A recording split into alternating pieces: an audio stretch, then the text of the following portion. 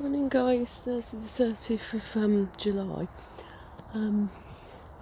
May mean nothing to other people, but it's just sort of come along our place in the park, and there's normally this massive tree, which is sort of, it's in the middle of the park, whereas a lot of the others are all on the edge. And I thought, what's happened? Anyway, I've just come along now, and literally it's like a ginormous part of the, you call it a branch, but it's like a massive part of the trunk, never alone a branch.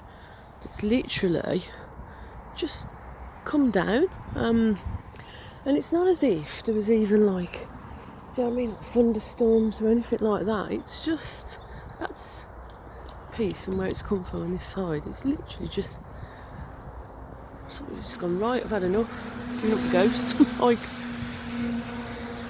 don't know whether, makes you think, you know what I mean, that if it's just, I don't know, got weaker and weaker and you're inside, but, and then it's just give away, just gone.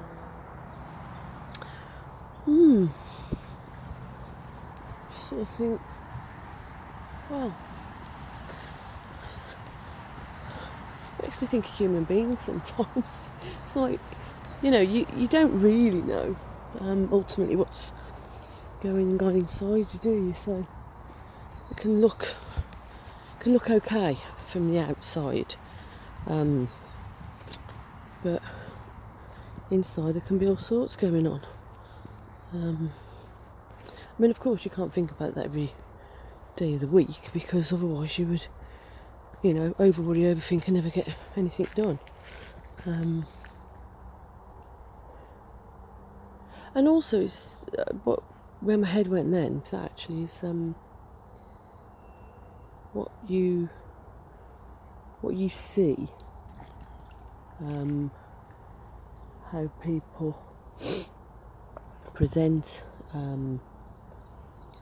what you see on, for example, things like, you know, Facebook and so on, isn't necessarily a truly reflective picture. It's a part of, and it may be some reflection, but then also I think sometimes what we get is what we want people to see, but don't necessarily share what you're really thinking and feeling and what's really going on.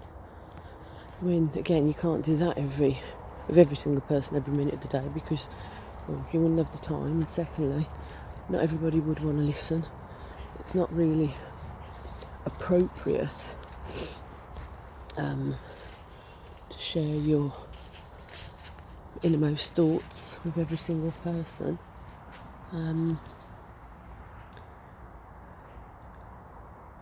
Then it's interesting, it makes me sort of wonder, you know, on some level, to what degree are our conversations, what we share, how much sort of truth and honesty and reality is in it, versus what you think people may want to hear or what you want them to hear. I mean, obviously in therapy and coaching, you know, part of that dialogue, if you like, the conversation, is you are encouraging people to be honest, to live their best life, or you know, undig and the sort of the version of themselves, or actually a number of versions, a number of aspects of themselves that they want to develop, to explore, to sort of, yeah, find out more about, to develop more acceptance of who we are as people.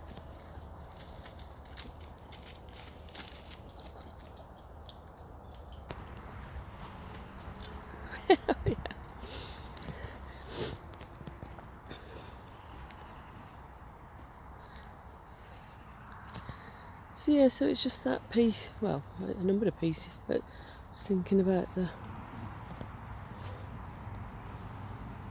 how much of ourselves do we really show? Do you know what I mean? Do we really get to share? How much of ourselves do we allow other people to really see?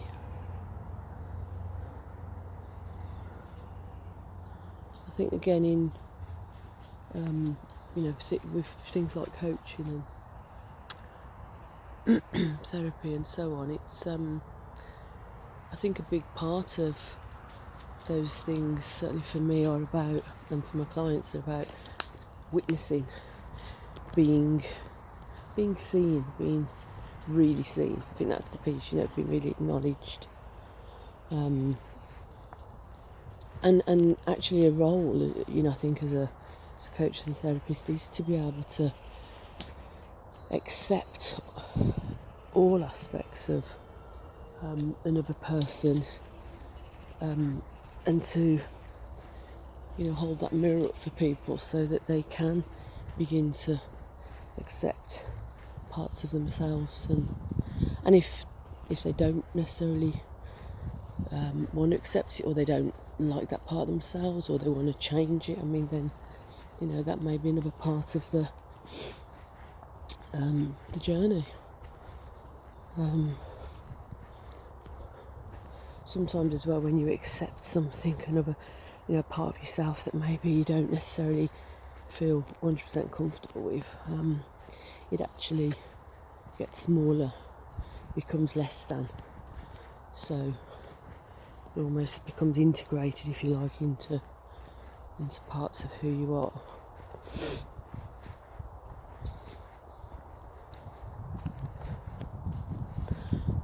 Just started to watch Breaking Bad on Netflix, and this guy finds out that he's got lung cancer, and even with chemotherapy, they're saying he might potentially only have a couple of years to live, if he's lucky, max.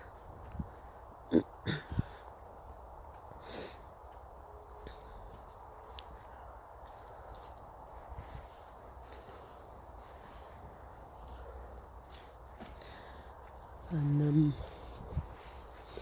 it's like, just at the moment, I'm only a couple of 2 or 3 in. It's about beginning to see sort of wake up call. So what we're just starting to begin to see and watch is this man who, the way he's portrayed, was sort of living quite a sort of non-existent life. It was just very mundane, and it shows as if it's the same routines, the same ruts. A lot of other people see this man as somebody who doesn't really, he's not a grabber of life, so to speak. And then if he finds out about this diagnosis, but at the moment, I don't know whether it will happen. He hasn't actually told anybody about this at the moment. But what's happening is he's, in language that we use, he's waking up. He's becoming suddenly very conscious, very aware of, I imagine, his own sense of mortality and things that he probably would never have even considered, including getting involved in being part of a drugs thing to do with making money, taking risks, I suppose, really. Maybe that's probably more the theme.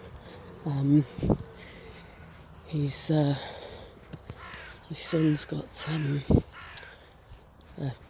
a disability, and another example, they're in a shop and he's trying on the lad. trying on some jeans, and then he's looking at himself in the mirror, and his mum and dad are there with him. Saying to him, how great he looks in them. But these three guys are in the background, mimicking, the mum and dad, really taking the mick out of the son.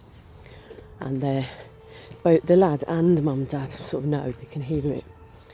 And at first it looks like the dad isn't going to do anything, he's just walk away from it. His wife is about to say something to them, and he just sort of pulls her back a bit as if to say, don't bother.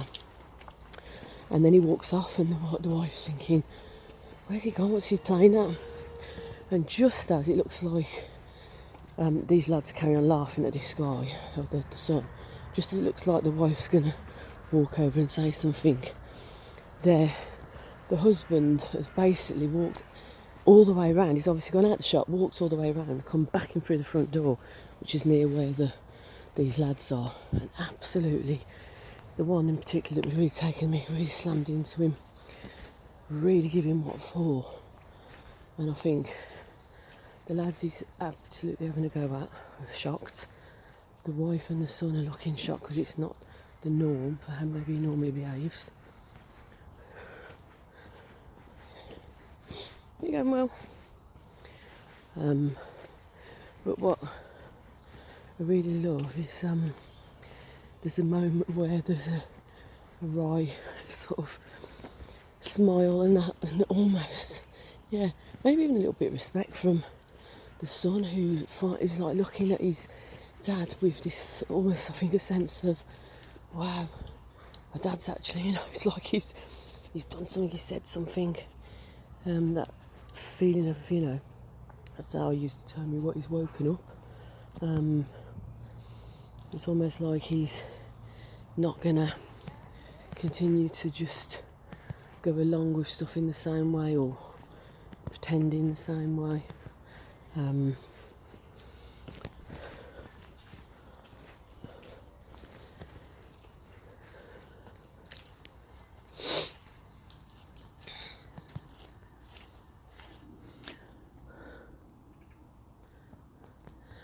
I always find that concept of the wake up call. What is that? What does that mean? Everybody's got, I think, a different idea of it. But also, I think everybody's, if you like, wake up call in terms of to what extent you carry on doing whatever you're doing until something happens that makes people go, hang on a minute, I can't do this anymore, I can't live like this anymore. I always find that concept interesting.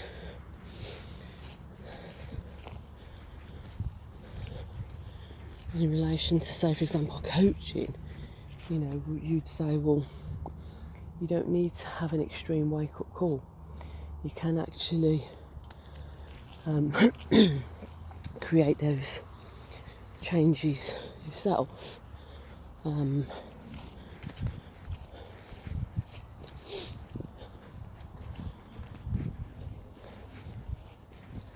I don't know, I just always find that concept quite fascinating, really.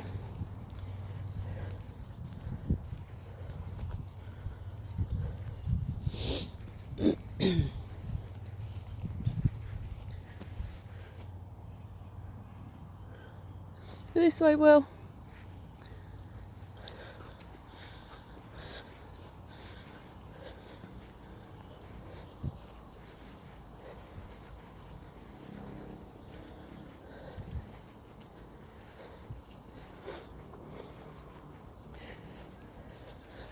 And I was just thinking then, because I know for some people the lockdown, or certainly aspects of it, would perhaps have maybe been a little bit of a wake-up call to, what they value, or what maybe they value that they've lost, what what could be taken away, but also what they have, what they actually have, and perhaps what they appreciate more of.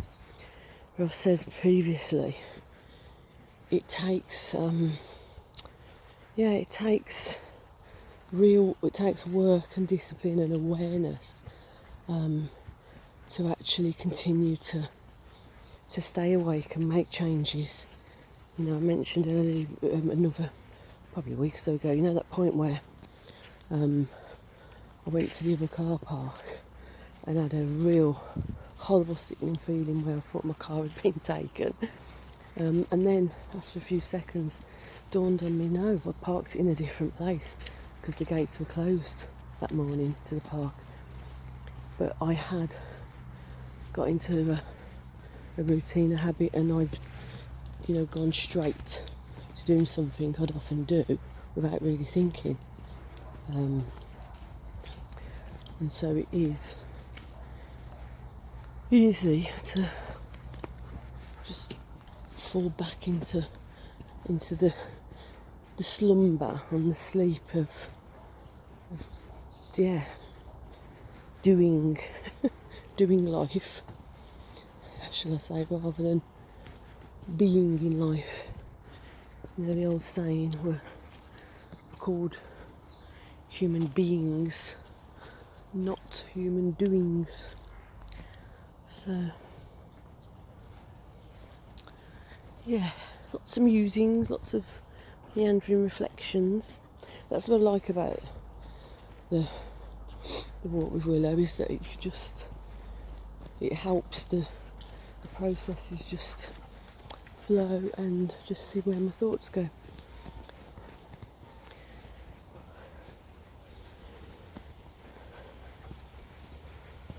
So guys, have the rest of what's going to be coming a fairly warm Thursday, and I shall speak to you later. Take care, bye.